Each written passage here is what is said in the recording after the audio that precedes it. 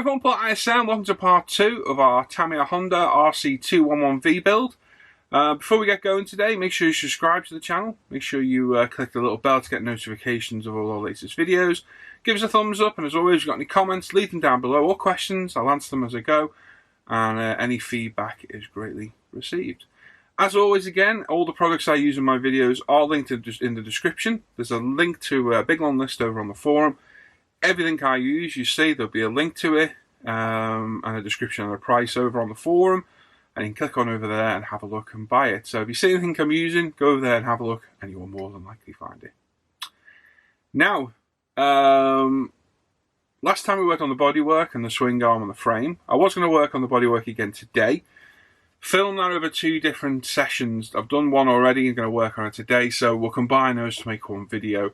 So today we're going to work on the engine instead. So we're going to get all the parts cut off, sort into sub-assemblies, which we're talking about a sec, primered, painted, and then we're going to build up our Top Studio clutch as well, the aftermarket clutch. So with the sub-assemblies, I break them up into different sub-assemblies for paint. So when we're cutting all the engine parts off, we'll look at any that are the same colour. So if there's multiple components that can be glued together and sprayed the same colour, I'll do that. If they're going to be sprayed different colours, I'll leave them separate and glue them on once they've been painted. So I will separate everything into primer colours. So generally for metallic colours, I'll prime in black. For black, I'll prime in grey. I like to be able to see the black going down over the grey. Red, I'll prime in pink or yellow. And any other primary colours tends to be white. So I will break everything down into primer colour. I'll then break everything down into the base colour. So if it's metallic, different colours of metallics, blacks, primary colours, they get broken down into that. And then they get broken down again into parts that again need masking. Some of these parts are going to need some quite delicate masking. The AZU tape's going to come into its own right here. So they're all separated again and carefully masked, and I will pick the masking point and colour depending on which way is easiest to do it. Some parts are easier to mask than others. Flatter areas or cylindrical areas are easy to mask than going over 3D shaped areas. So pick your parts wisely and paint them in that order. There's a hose coming off the engine here, I think it goes to the radiator. That's like 4 different colours, so it's going to need some careful thinking of which way to mask it, which colours to put down first, and then some nice careful masking as well. What we're also done as well, this is literally nearly 3 hours of footage here, condensed into a 30-minute video. Doing that, I prefer, because I'm not going to say anything bad, but there's videos out there where, and it's not a criticism, it's just something that really puts me off the video. Someone's building, say, I don't know, a detailed part of a plane, bike, car, whatever. They'll get all ready on the bench, cameras go in, they'll put a piece of glue on and then spend 10 minutes looking for a cocktail stick or whatever, and to me that puts me off. I want to see the important bits getting done. So with me filming like that, the camera's on the whole time, I'm in my Hangout talking to the guys, it's filming away, and then I voice over it. That way we get to the important points like that, you see everything as I'm doing it at that time, and I can talk about it properly as we go. I used to film the other way where I talked as I went, and a 20-minute video like this, we wouldn't get anywhere near as much done because I'd end up with hours of footage, and that footage is then dictated on where and what I was talking about. So doing it this way, I think we get to the important points quicker and easier, and hopefully you see more detail. Because like I say, it's just 3 hours of filming condensed into 30 minutes, so we're getting through it a lot quicker. Videos are going to come out as and when they're ready. I didn't think I'd have one ready today, but I did. I edited it last night, and I'm going to add this and voice over it today. So yeah, we'll hopefully get through this quick. I've really got my teeth into this thing now. I'm enjoying it immensely. So the engine's going to get done today. We're going to sub-assemble it, primer it, get some Tamiya LP metallics down because I'm really interested to see how they perform. I've been testing spoons like a madman lately. I'll show those in part 3. And we're going to get all the colours down, and then we're going to get all the different metallics down, different colours, base colours, and then we'll come back in part 3.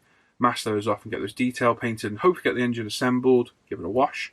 We're also going to get the Top Studio clutch assembled today, photo etch clutch. First one I've done, I might have done one on my ZXRR, but I can't remember, it was that long ago. I'll have to go back and have a look, but I can't remember.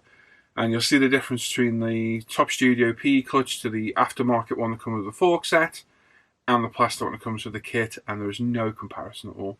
Photo etch clutch is a million miles away. It's so much better, and really not that difficult to assemble. Dry fit it all first, then come back and commit to glue as I did, and it'll save a lot of hassle and heartache along the way. There we are. Right, let's get on with the build, and let's get started. Okay, so as I said, we're going to be building the up the engine today and getting it painted. So we've got lots of sub-assemblies to sort out, and lots of different paints to apply. So a quick look at what we're going to be doing today. As always, got Tamiya's excellent instructions, and no different in the bike case. Absolutely superb, crystal clear instructions. Only thing I would say is take their paint references with a pinch of salt and find your own references. For me, I got the MotoGP pit lane books, and they're a worthy addition. So we've got several components to cut off. Lots in different colours. We've got a clutch to do as well. We've got the Top Studio clutch, which I'm just having a look for. There's my head. There it is. So we've got the Top Studio clutch set as well to add. We've also got the clutch that came with the fork set, and we've got the plastic one that comes with the kit. I'll show the comparison of those later on.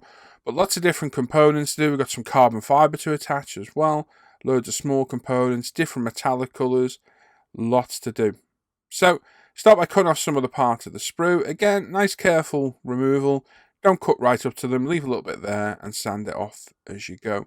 Lots of components to do, so make sure you get them all off and keep them all safe as you're going. Lots of awkward shapes and areas to sand, so you need a combination of sponge and thinnies. And on parts like this, there are seams all over this part at different angles. So use your sponge sander on different angles. Not a lot of pressure, because you'll remove some of the detail you want to keep. And just work your way around slowly. For me, like I say, I'm sat in the Off Air Hangouts with the guys. I'm chatting away. And this is a nice, pleasant way to spend an afternoon cleaning off parts before you know it, you're done. And it makes a laborious task a little bit less boring. So we can get most of the parts off with a sander. Most of it we can get off with a sponge, angling it, and some light sanding here and there will remove the seams. Some parts they're not necessarily going to be seen. There are awkward seams to take care of. I don't want to hit it with a sander because I don't want to lose the profile of the part. So we'll use our knife to gently scrape off the plastic. So there we go, using like a chisel. Now those parts have got other parts sat on top, so you're not going to see inside them. But I'd rather scrape off the plastic smoothly than sand it and alter the profile of the part. So pick and choose your weapon and your sanders and your tools, and use what's appropriate for each situation. Once you've cleaned it up and you're happy, hit it with one of our UMP buffers and you're all good to go. Now, looking at the instructions, we're looking for parts that are all going to be painted the same colour. This main engine block is all going to be, it's calling out for metallic grey. We're going to alter that colour a touch in a little bit.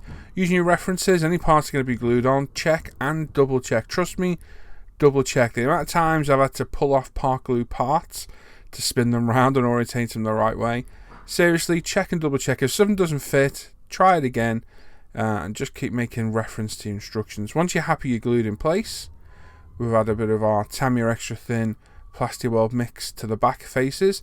That will apply the gluing force to the part, and then we'll apply some light glue to the front part. We don't want loads of it here. We don't want to spoil the look of the part. As you see, I'm wiping it off as we go. And where you've got multiple seams, like on this back piece, just gently apply the glue. Don't need a lot of it at all. Make sure everything's attached and glued together. There are seams all over the engine, but for the most part they are hidden. Just some gentle gluing, let the capillary action carry the glue around. Don't be smothering it in it. We're putting very little glue down here at all. Like I say, most of the gluing has been done on the inside. We're just doing this for cosmetic reasons. Make sure everything's aligned properly, and once you're happy with it, lay all your parts out. These have all now been cleaned up, and they're ready for mounting to various means of mounting for our primer. There's our plastic clutch. As you can see, we've got lots of components to do, including a bit of carbon fibre at a later date, which would be interesting to show, and a lot of people have been asking to see that. So these are all our parts now mounted on cocktail sticks using either CA glue, holes in the back of the part, or white tack to hold it on. I've shown it before, so if you want to see that, go back to all the videos, build videos. Now we've got the plastic clutch, which once painted up and weathered doesn't look too bad. We've got the metallic one that comes with the fork set. There's other components to add to this, and it is an improvement over the plastic one. Although, to be honest, once they're painted up, there's not all that much in it, in my opinion. But it's a nicer upgrade set to get. Like I say, there's other components to add. They're in the box. I'm not getting them out because we're not using them in this instance. So they can stay safely in the bag. There they are at the top. You've got little insert kind of rivets to pop in. And then we've got our Top Studio clutch. Now this clutch, they're about £14. It's a mixture of photo etch and resin. As you can see, there's multiple components to build it. And this is the first one I've ever done. I've built a few bikes. I've never used one of the clutch sets yet. So it's going to be interesting to do. Instructions look fairly simple. Multiple components to do in certain orders. Got some bending to do as well. And I think the key with this thing is to dry fit. So we've got our knife. I did try and use my photo etch cutters from Zoron, but I think they're going to cause more damage than good. So lay it on your cutting surface, and a bit of gentle pressure from your knife will cut through the photo etch. No problem at all. Just remember, if you're using the knife for anything delicate afterwards, replace your blade because cutting the photo etch will damage the blade to some extent. Plastic batten holds the part on till you're ready to pull it off. And any areas that need cleaning up, we can hit with the photo etch file from Tamiya. I'm just checking around. I think the knife got rid of most of it, to be honest. And we can move on and start bending the tab. So we've got our Tamiya photo etch benders and the Zoron pliers. We've used the Zoron cutters to cut any excess PE off from the locating point. And now we're going to bend up each one of these tabs and make the basket to our clutch. So gently bending it up. We don't want to go all the way 90 degrees. We want to leave a little bit of an angle. This allows us to get the clutch plates in, and then we can close them back up later on. So we're not going all the way straight. We're just leaving them sticking out a touch. If you build one, the reason will become apparent. It helps you able to get all the little parts in. And once you get everything lined up, you can push them in with your thumbnail. Once it's bent, it does bend and move a lot easier. Like I said, if you go too far, just take it back a touch or go forward, whichever way. The pliers from Tamiya are absolutely superb. You can also use a bending machine if you wish, but to be honest with the shape of this, I think it would hinder your performance. So a little bit of fine tuning with some tweezers, just make sure everything is straight and lined up. Once we're happy with it, we can start cutting off some of the clutch plates themselves. We've got our Zoron pliers cutters now because they fit in there nicely. I'm just going to trim them all off. Once they're all off, we'll cut off all the excess photo etch, and then we'll start dry fitting, checking for fitment, and make sure everything goes in the way we want it before we commit to glue. Always dry fit and test parts like this, because once you commit to CA glue, it can cause such a mess, you might even ruin the part. So there we go, quick reference to our instructions. You can see on step 2 the way the plates go. So it's more the flat plates, then more the ribbed ones, flat, ribbed, so on and so forth. So make sure everything's cleaned up the way you want it. If there's any tabs of PE on the edge, as you see, we'll just give them a quick trim off. And to be honest, these cutters are that good, quite often there's no need to even file the photo etch. Where if you can see anything, file it off.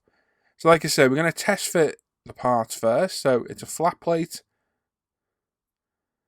then a ribbed one. I'm just checking that everything is lined. I think we've got about 4 plates in there so far. Once we're happy, we take them out. We'll have 3 dabs of thin CA glue to each part. And then drop the corresponding part in on top. So keep reference to the instructions. And this is why leaving those tabs of the basket just out a little bit for now is worthwhile. Pay attention to what you're doing. Once you've got one part in, I'm grabbing 2 clean cocktail sticks and just pushing the plate down to make sure it's located properly and glued in place. And it's a case of doing this for the other 5 plates and the other 5 rib sections as well. Careful application of the CA glue will stop much mess, so literally 3 dabs on each plate. Pop it on and then push it down with your cocktail sticks. Now these ones, the rib ones, they need to be lined up to go in between the ribs on the basket. So make sure you pay attention and you align them right, because if you don't, you can't close everything up properly later on. So whilst you've got most of the ribs, most of the basket angled out, 1 or 2 in is helpful to help align it.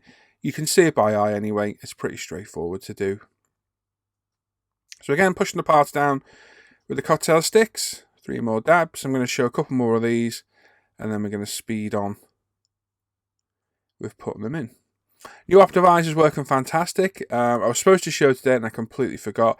I'll have a little chat about it next time. We'll show quickly before we build. But basically, it's an Optimizer from Amazon. Costs you about £20. You can just see it there in shot. 2 times magnification. Really nice comfy headband.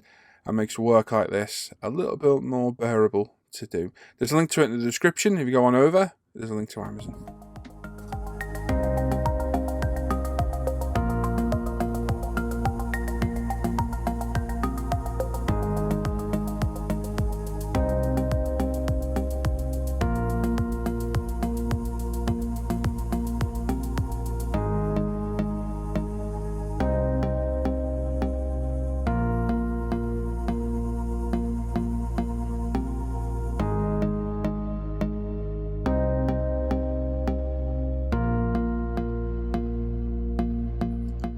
There we go, there's all the plates in. We're just going to push all the sides of the basket in place, ensuring everything lines up as we want it. Careful at this point, some of the CA glue may not have taken on the plates, but we can get those in a minute by popping some CA glue inside. Top cover plate now as well. This locates into all those basket sides that you put in. You can almost literally click it in place. It will need some CA glue to hold it in.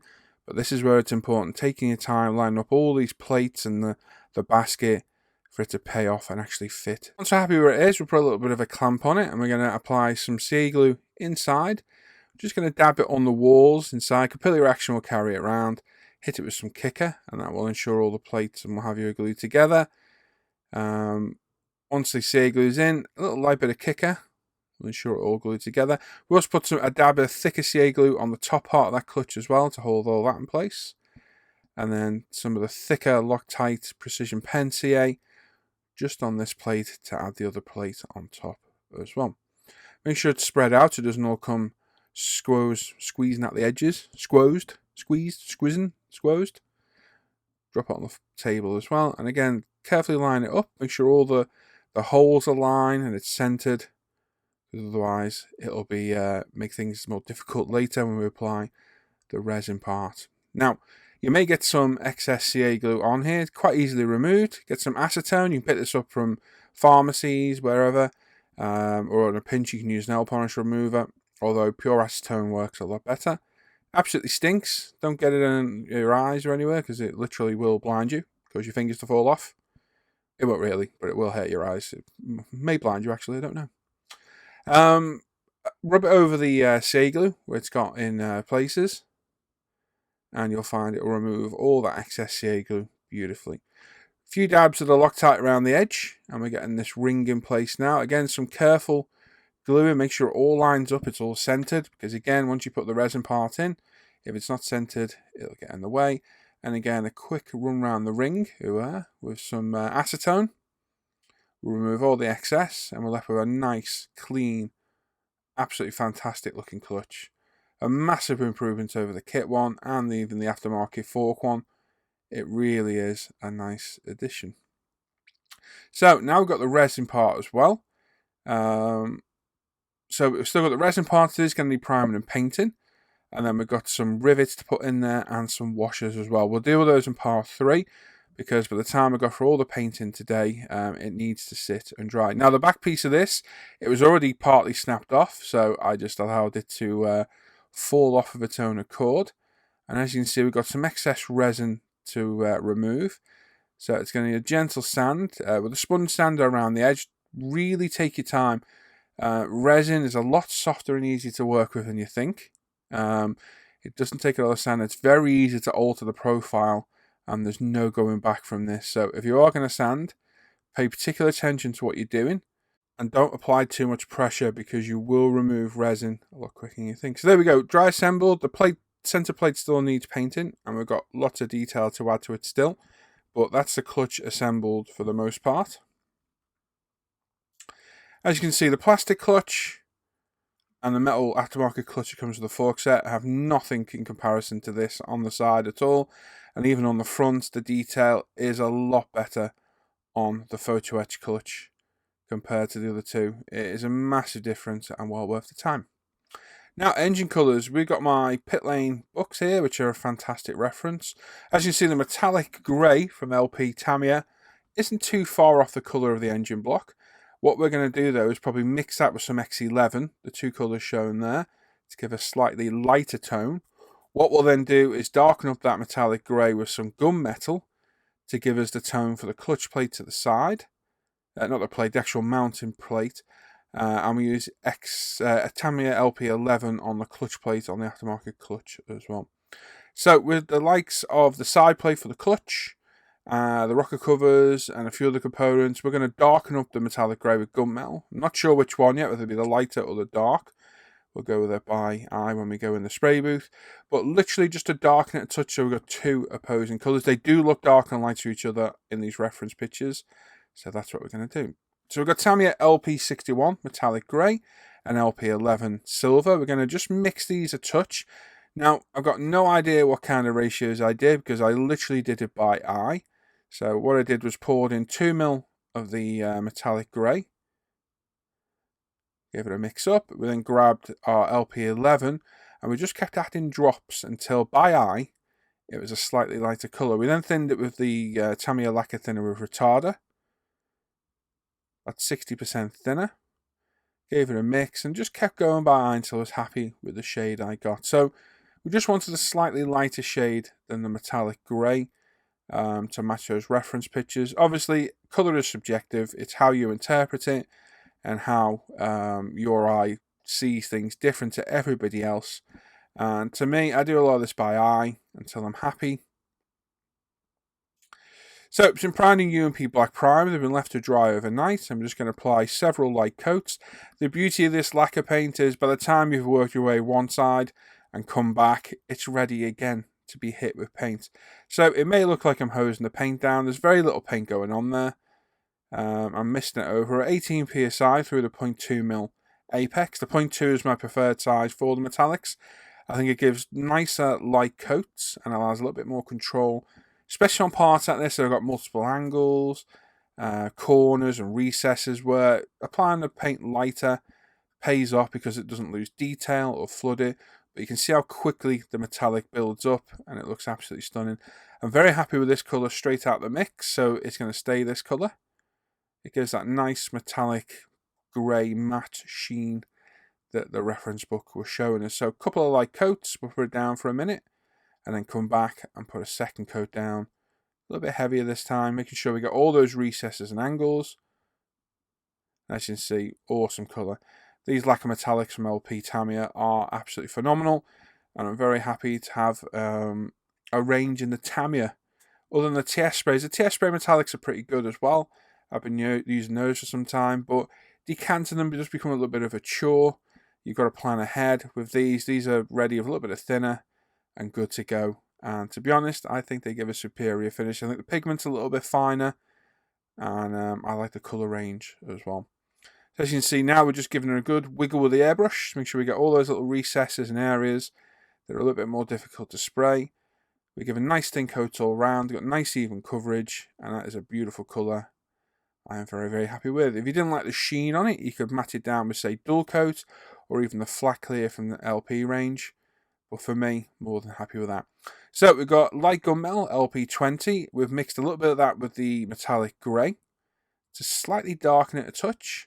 And that will give us two opposing colours next to the engine block. And hopefully give us a nice bit of tonal variation. Now this does have a bit more of a metallic sheen to it. So again, should you want to knock it down, you can always mist over some of the original colour or hit it with a dual coat. But for me, I'm looking for that tonal variation. Nice thin coats again. We've got several components that we're doing.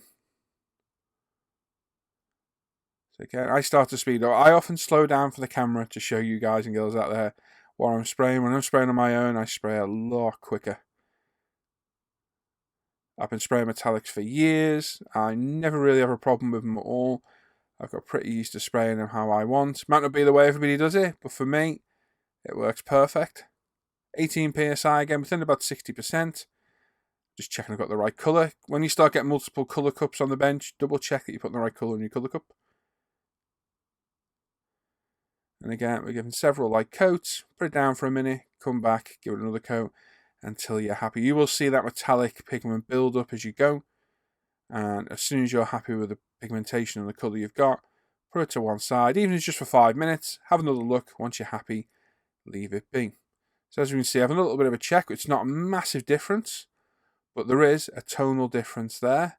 I am happy. Once those components are attached, you will see a difference. LP48 now sparkling silver for the inlets on the top of the engine. Brand new UMP black primer again. We're at 18 psi and it's thinned 60% with the leveling, the Tamiya lacquer thinner with retarder. Beautiful colour this, real nice high shine. And again, give it a couple of coats. It gives a really nice high shine finish, and again, a good contrast to some of the matte aluminium we've got on the engine. And again, a couple of nice light coats. Let it dry for a minute, come back in. As you can see by my fingers, it's a very nice metallic silver colour. Make sure you get all underneath, all on the top. And once you're happy, put it down and move on. 5 of those in total to do. Just make sure they all get even coats and coverage to make sure they all look the same. Don't hose it on, you will lose that nice lustrous finish. Build it up. Once you use these, the more and more you use them, the better you will get. Now we've got some titanium gold, LP62. Just the one part to be coloured in this. And again, this will need some careful masking because the front part of this needs to be painted in titanium silver. So we're going to spray all the back titanium gold. And then the front is all masked off and painted in silver. Again, nice light mist coats, building up slowly. Again, parts like this, once they're fully painted and detail painted, hit them with a Tamiya panel line wash. It brings out all the detail and they look absolutely fantastic. Titanium silver now. And again, several components need painting in this. I'm painting at my normal pace. Been in the spray booth for about an hour now. Literally had about an hour's worth of footage painting this engine. As you can see, we've had multiple colours, multiple tones. I've changed my mind on a few. Everything that we've used, though, I've covered in this video. Just a couple of tones I wasn't happy with, and I switched out and changed back. But all the colours we've used are there. We spoke about them all. As you can see, just building up this colour lightly as we go. Multiple coats, put it down, come back, put another coat down. Job done. 2 to 3 coats max. Most of the time it's 2. And we get beautiful coverage all over. Lovely colour, this titanium silver. I often mix this myself. Quite often they don't have that little hint of gold I like. But on this one, quite happy with it. Now, this is that part I was talking about that needs 4 different colours. It is going to take some doing, but we'll spray the titanium silver down on the hose connector first. Then come mask off for the ceramic colour, and then probably mask off for the rubber after that as well. So careful masking, multiple coats, and we'll all be done and dusted. Again, titanium silver again. Only part of this titanium silver is right in between those barrels.